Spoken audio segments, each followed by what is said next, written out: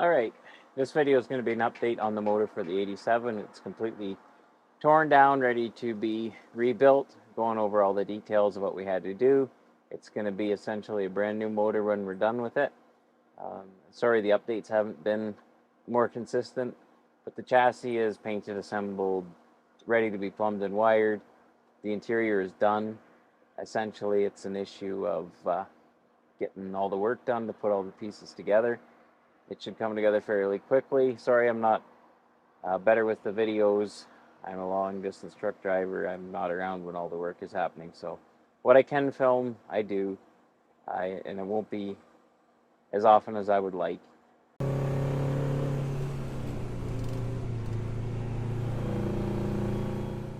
Yeah, so this is I think it's 500 bucks on Amazon.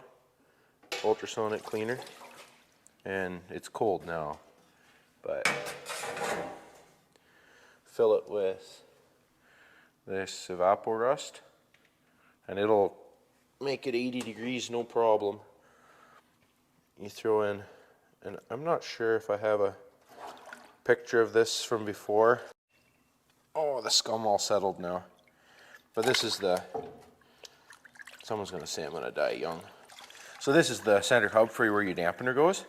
So obviously they're completely coated in rust. More scum. Does that scum just settle out of the evaporust? Yeah, because this stuff's really dirty. Like I've cleaned all my parts in it. So like this was like in the V-belts, you know, it's like just caked with rust before I threw it in. I don't have any before pictures, but I'll give you some of all the other pieces and it'll just strip that rust off. And any paint that's somewhat loose, like after I soak it, just take the rotary nozzle on the hot pressure washer. It'll blast all that stuff off. Like your valve covers, like I threw these in. Obviously they're aluminum so they don't rust, but 20 minutes, half an hour per piece. And the paint, this is one go around and almost all the paint just blows right off. This stuff, paint like this, if you try really, like if you really soak it, some of it will come off, but I figure paint like this isn't gonna come off anyway. Like it's stuck well enough. It gets rid of all your bad paint. We're not going for a show finish, but it gets all the loose stuff off. And then all your water pump housings and stuff like that, all the rust that's inside where you can't really get at, it cleans it all out for you. And like this thing here, or most part, you put it in 15 minutes and you pull it out, you're already gonna have a majority of the rust off. But that's one thing I did find. If you throw something in overnight, like see, there's some scum and staining on here. I almost have to do it, like heat it up again and do a short little wash to get that if I threw it in and left it overnight. So this will be all stuff, I'm gonna empty it all out, clean it out really good. And then this is all stuff I can throw in with spray 9. Right. Any dust, dirt, you know, blow it all off and get rid of all any old baked on oil or anything like that. So you're reusing all this stuff? Yeah. Okay. Yeah, like all these, because that was my worry, was like that the rollers or the cam would have rust spots because moisture can go down your push rods. Yeah. But I had none of that. So it was, the reason I pulled the engine apart to check for corrosion was really of no value where the oil was. But in the water jack, it was just piles of stuff built up. So I got all the pieces that, like here, this mount is going to be against something, right? Yeah. So in order to give paint, I got to paint it ahead of time. So anything that I cannot get 100% after it's together, I did a full proper coat of paint. Now obviously this is just primed because I can paint it later. All my turbocharger lines and everything all painted. And that was like you take something like this simple example. Just the throttle? Throttle. But these ball joints were seized. Put them in that cleaner for half an hour, and the ball joints are all loose now and work again. So then, obviously these, I just threw them in there, and pressure washer, all the paint off, everything all squeaky clean. And the thing with the evaporust, like some chemicals will hurt the aluminum and stuff like that, and it doesn't. Although the scum that is in there does. Right. So don't leave aluminum parts in there overnight and let it cool off.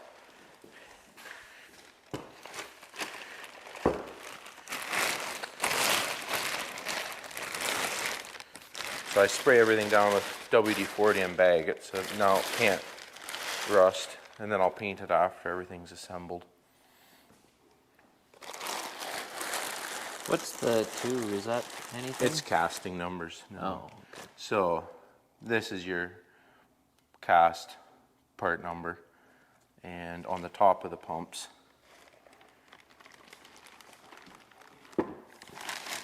is where your actual, this is the pump part number. And you can see like the pits, I cleaned the pits right out, and that's not like no wire wheeling. This is just a bath or whatever. Yeah, just a bath and pressure washer. And like this paint here, I wire wheeled some off just to see, and it's like legit stuck. So I'm not worried about this coming off here and causing it to look like crap right away. And I'll grab one of the old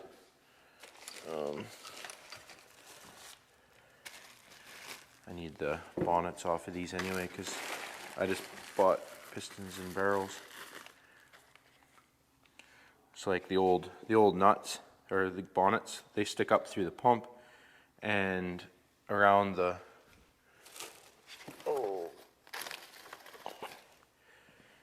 stick up, and then this here nut holds everything in, and that all fills up with crap and it gets really rusty. But as you can see, it's all cleaned up now, so we can reuse these. And I'm not reusing the nuts though, because some of the splines pretty tough. Like I had to throw the big impact on them to get them out. Oh. Like I had to really hammer. That thing doesn't open up all the way. It's not. Right. I just thought the number off the socket would be useful. Yeah, it would be. Should be. Is this it? Yeah. And that's the actual Cat one. Not an Amazon cheapo. Oh. And I'm sure glad that it wasn't the cheapo. If I threw the big impact, like I had the 3/4 inch drive on it, just going for it. Okay. 8T5287. So you put that, probably, do you hammer it in? I had to hammer it in because there's so much rust. Right, and then what size socket is that? Like you put a socket over it? Yeah, I think it's 15/16.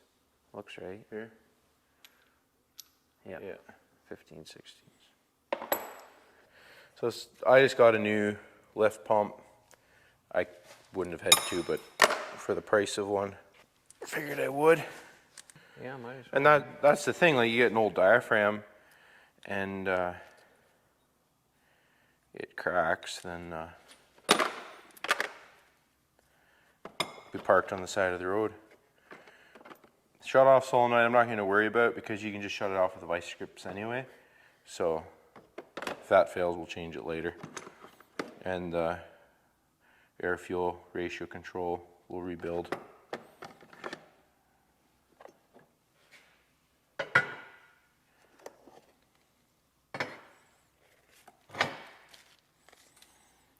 So these are your lifters that run on the cam, which, oh, the cam's buried over there. And then your barrel and plunger sits on top of here. Yeah. And then the gear sticks out through this side, where so the rack can get to it. This here's the little torque control group, and we can explain quite easily how this works. So this sits in the pump. This is hooked to the flipper that controls the rack, And so as this moves forward, that's more fuel. And so this is the distance that the rack can travel, basically right here. So that sets the max fuel, Yes. essentially. So there's supposed to be 2 screws, one screw that goes in here and hits on this shim. And you can have a different shims depending on application. But that's what sets the absolute maximum fuel, because it's a 1-to-1. If this moves 1/8 of an inch, your rack moves 1/8 of an inch. But then on a truck, you want some torque rise. And that spring, depending on how stiff it is how easy it can start giving you more fuel as you lug down. And you set this screw to hit this is your torque screw, hit this torque spring. So it hits here, and then as you continue to slow down and lug down, it allows you to get more fuel. And this screw is your full fuel screw, and it hits this to limit how much you can actually go into your lug down range before it says that's enough. And this truck, as we bought it, did not have a full fuel screw. So we had full travel to against there. So when he said it was running a smidgen hot, he wasn't lying.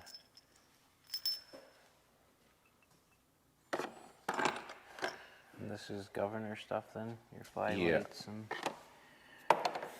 So we could show.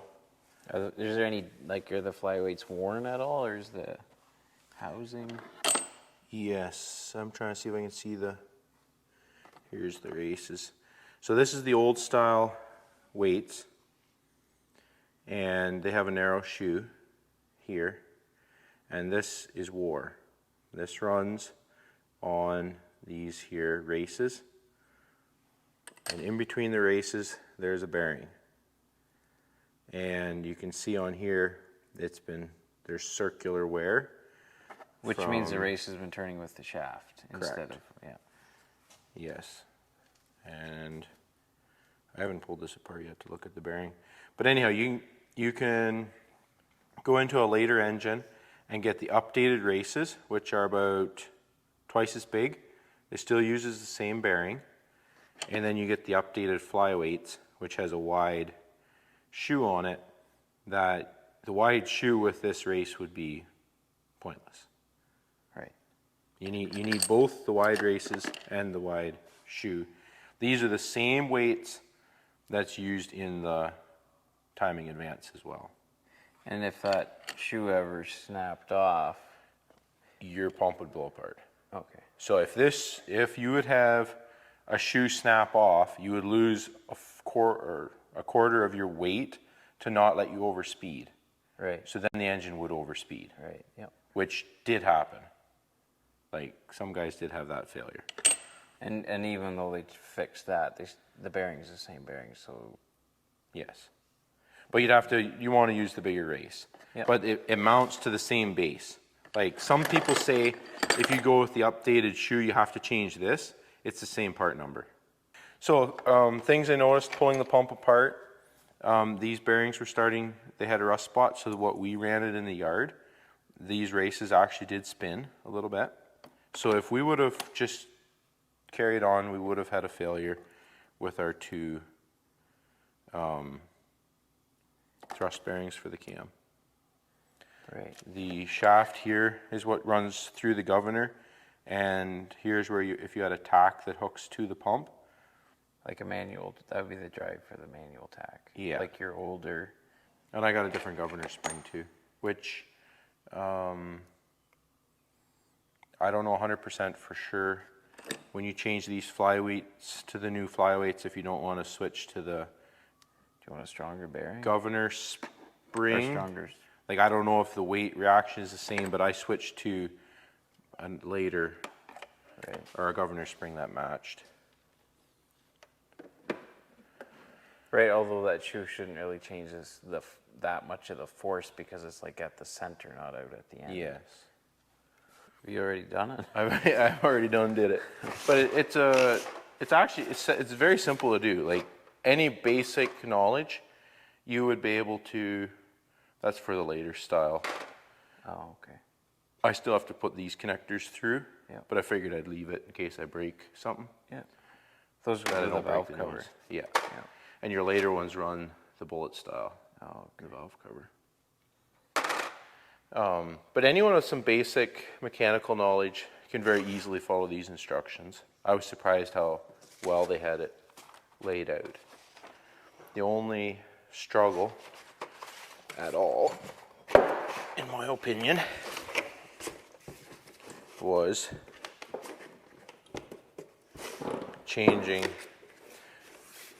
this. This is your main piston, and you've got a snap ring in here you have to take out, and it's got 3 springs stacked in there.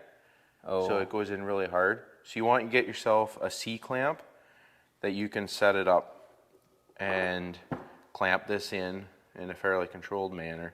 Get your snap ring in, because you have to turn your snap ring 90 degrees to this notch, but you have to put it in through this notch because there's not enough space anywhere else. And a good C-clamp will save you a few hunting for springs that wildly left.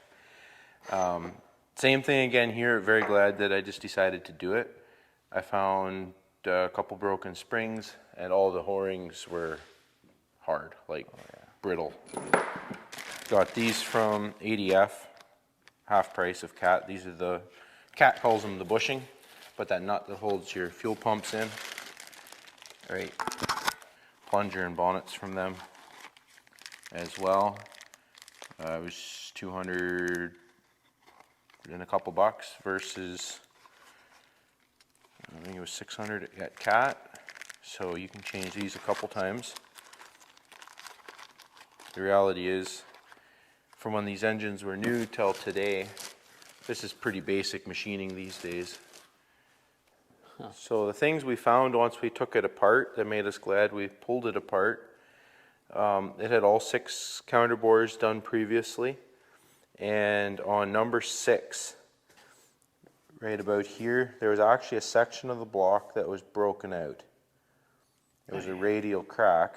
Pictures. You have a picture of that? Okay, you can show that. So we sent it to United Welding. They did 6 inserts. Is that what this line you can faintly see is? Yes. So they machined it out and they put in a cast insert, and he said they welded in place.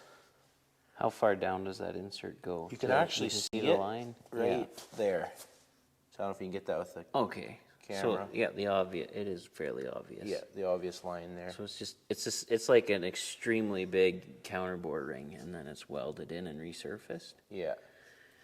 Cool. And then the water jacket ports, they rewelded a bunch of those and built them up because they were pitted quite bad. Right. So like this is an original one, Yeah. probably, and that may be a new one.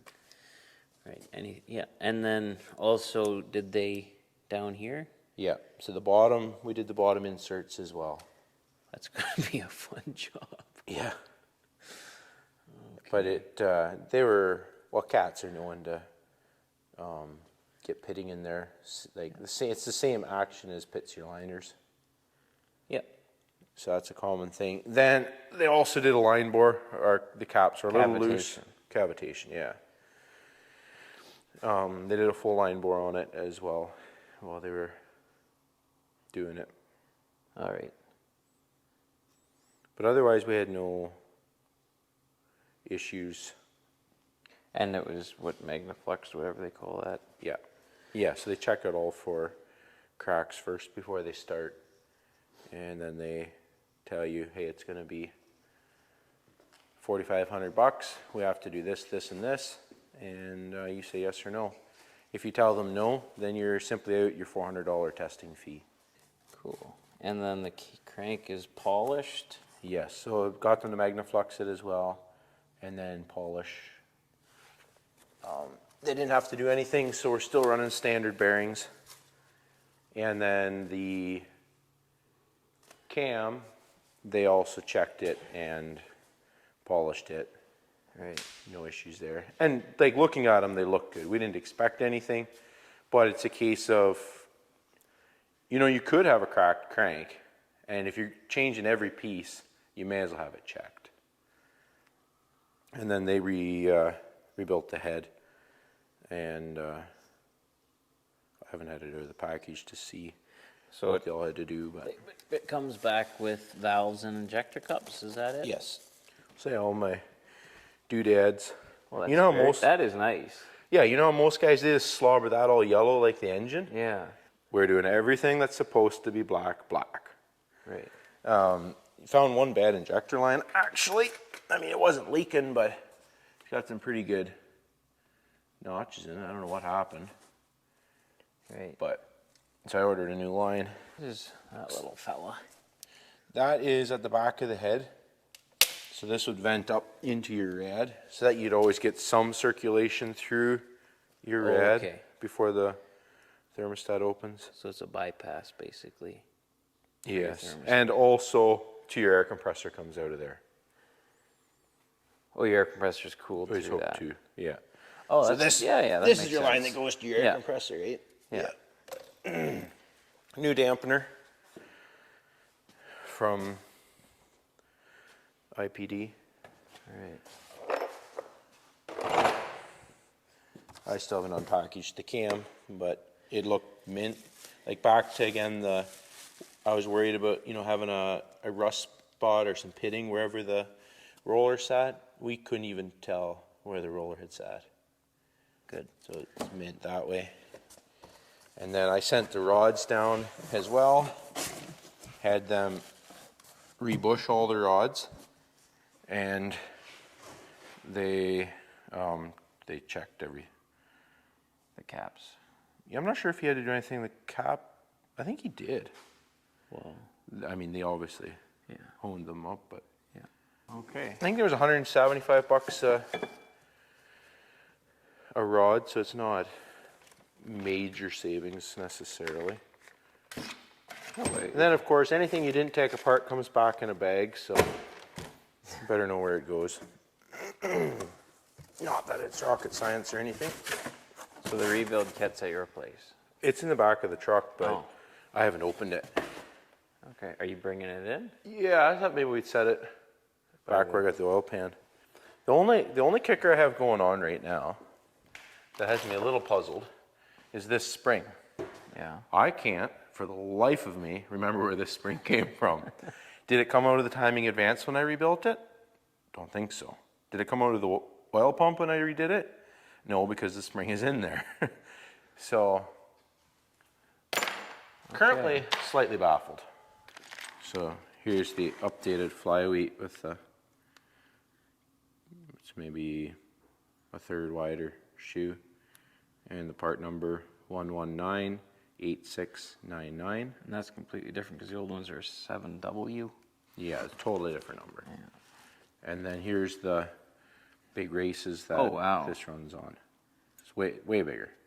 Right. And the part number for the races is 1338890. So you get those two parts. You can update it if you ever have it apart. And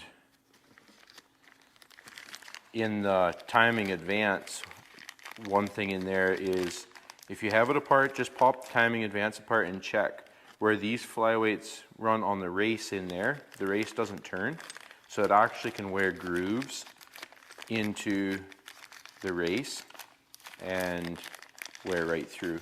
You're not going to have a catastrophic failure, but you would have a timing advance that doesn't work and not know it. So there's a race in the time advance that's not on a bearing. Correct. Okay. So it's constantly going in and out, so it just wears Right. in one spot. Oh, yeah. And I guess we could talk about how it's getting built. Here's the updated 2-port oiler, like the cooler jets for the piston. So that's only a one nozzle factory? Yes, because the 7FBs originally did not have an oil gallery cooled piston.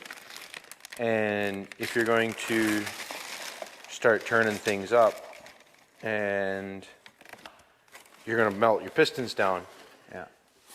Oh, okay, yeah. So when Cat went to the next version of the pistons, they were an aluminum one-piece oil gallery cooled. So then they had those engines will have the double. That's out of a 3406E. If you're looking for a part number. I don't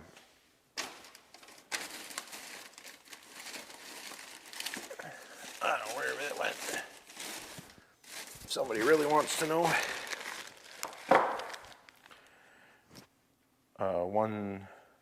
1663650 is the part number for the piston cooler. But with us building this to a 3406C Marine, did I put the... No, I dropped the races in the other. Yeah, the other end with the I'll find them. shoes. You have to make sure to switch out those coolers or you'll promptly burn a hole through your piston. Okay. So don't just go and put in a newer engine kit that wasn't for this engine thinking it's going to be great. You have to make sure that you change all the components related to that. And so we're putting in the big injector nozzles along with the pistons for a Marine 3406. Nozzles? Well, the nozzles are here. Yeah. My sheet, it says they're back ordered, so maybe I'll end up with two. Good. And Was it gasket kit you need yet? yeah, the gasket kit for the injection pump. Oh, okay. So these are IPD nozzles. And 7W7031, which is only used on 550 horsepower and up, as far as I know. Right. So a 4 1/4 wouldn't have these. No, the 4 1/4 has the 7017s and 7018s, I believe. Okay. Which will produce lots enough power. Yeah.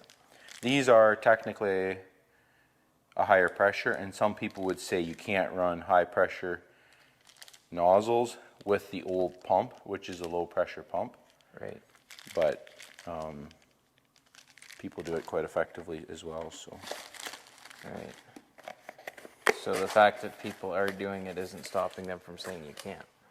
Yeah, there's another group that says you can't. Right. And this is what? That's a stud for somewhere, but I'm not sure. That's the problem. Their part number. Stud rubbed off. Yeah. And it's probably an exhaust. It'll be for the exhaust manifold behind the turbo. That'll be where it's for. I guess.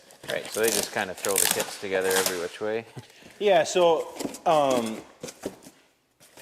ADF only stocks an in-frame kit for everything. And then you call down and you're like, I guess I shouldn't say for everything, but they stock in-frame kits. And then you say, hey, I need an out-of-frame. They just put it together. So they added the nozzles on top of the Well, box. that's totally separate. Okay, do they have a full-size oil pan? That I want to know, because I don't know. Well, box this size, there's no reason they shouldn't be able to put it in. Yeah. Oh, wait a minute. Are we upside down here? Yeah, we are upside down.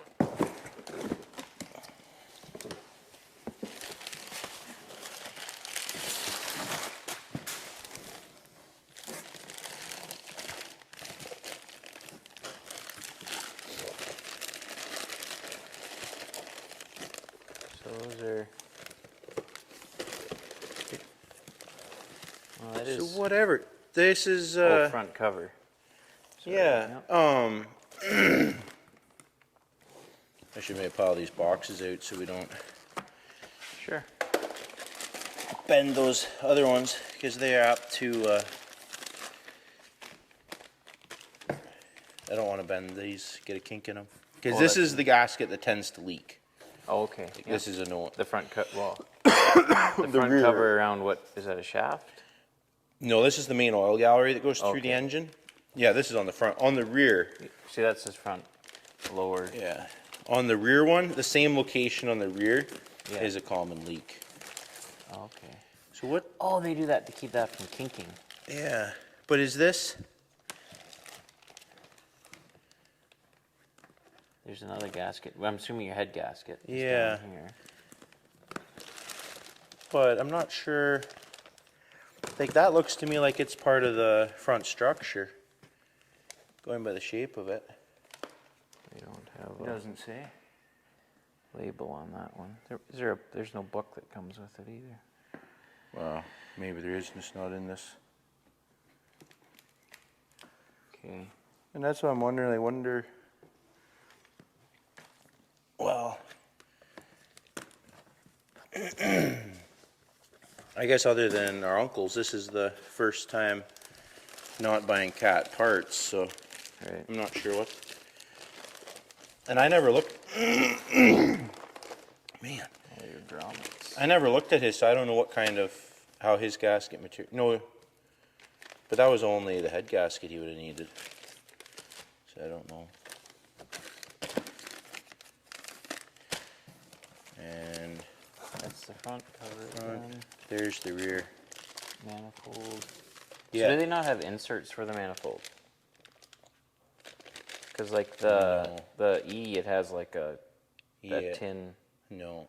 Okay. This is the rear. So here's the rear, and see they added So some sort of sealant. gasket. So that's interesting because that is a problem point on them. And I know they tried to brag up that IPD really. From here down, they do it. Or It's up the or top. whatever. Yeah. Okay. So there's no oil pan gasket so far. No.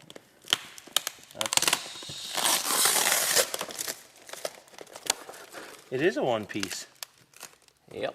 Sweet.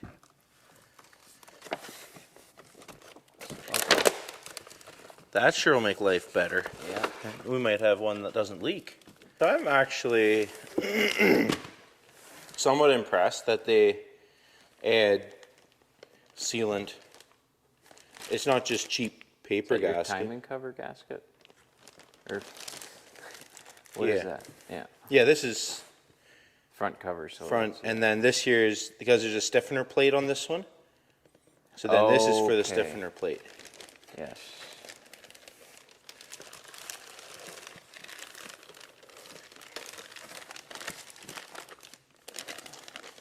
And like all of these, Water? they got Or which is that? Is that water? no, this is Oh, all oil cooler, Yeah, yeah. but they all got sealant on them. Those All are your the grommets. Ooh, gerbil. BS again. Where's that? But that came with the the other seal kit you had was actually came with the turbo. Yeah. Did come out of there. But this is a little more involved. And there's other ones here too. Those feel like hard washers. I don't know exactly what that is.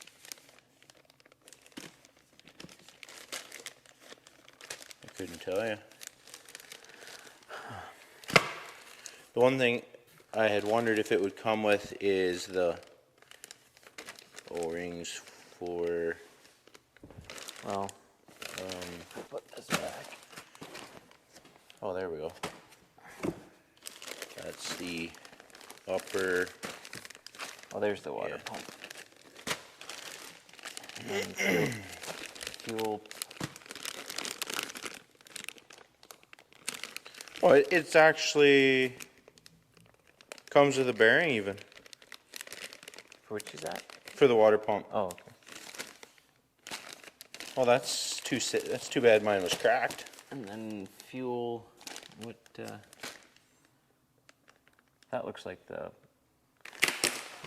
Does it? And it even comes with the felt washers that you put in so that it doesn't fill up with dirt around your bushings, like the nut that holds your Okay. pump in. I wondered what those were. Yeah, that's what it's for. No, so this is not to do the whole pump. Like the whole injection pump, it is not to do the whole injection pump. But it's all of your injector lines And but why they send the felts? They must figure you Is had it a look at confusing? it anyway. Figure if you looked at your checked your barrels and put it back together, and you'd want new felts for it. Yeah, but then I should, and that's what I was wondering. I should have the 6 seals for the top of your barrels, and I don't have those. Okay. But I got the, like, to pull the injection pump off. We have all that. Yeah. Cool. Liners, dooring kits for the liners. And have a gander at the piston. We can show that. So the pistons aren't in the liners. Like they don't. No, because you don't get rods with these either, right? Oh, duh. And actually, this is the crevice, supposed to be their crevice seal liner, which they spoke quite highly of. So we'll check that out. What is that? I understand they have an extra O-ring. Well, we got the old ones outside. But I don't know if it's it's not extra from Cat, because here we just have the 3. They have the flat one and then your 2 round ones. So I wonder if typical aftermarket is 2 round ones and not the big, or 3 round ones and not the flat one, because like we have the flat here. Yeah. Got the 2. So I'm not quite sure. But from what they were describing, it seemed to me you want to get the crevice seal ones to be the closest to the OE Cat. Well packaged though, eh? Yeah. The PAI that is in Brian's, I wonder how those were packaged. I was never over there to see it coming out of the box. So all of our connecting rod bearings, main bearings, and these.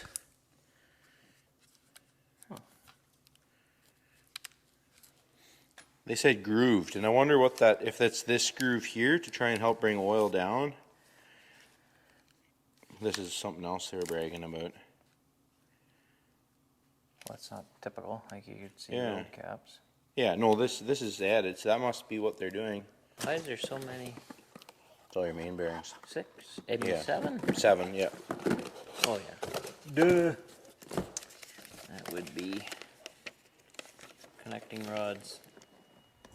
6 connecting rod, 6 pistons, and oh, there you go. Oh, one thing I failed to mention, if you have a single cooler nozzles in your engine and you put in the dual nozzle cooler nozzles, you need to either change your oil pump or put in the shorter oil pump spring retainer, or shim the spring with 10 millimeters worth of washers to increase your oil pressure. Right. So that you get enough oil flow. Right. Or can't get too low. And here's our piston.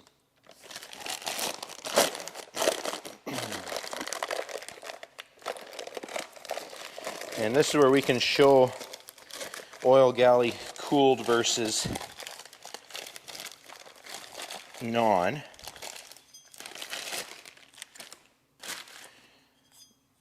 We have the holes in the bottom here, so oil can go in, and then we have the holes here, which allow oil to come out in this here ring.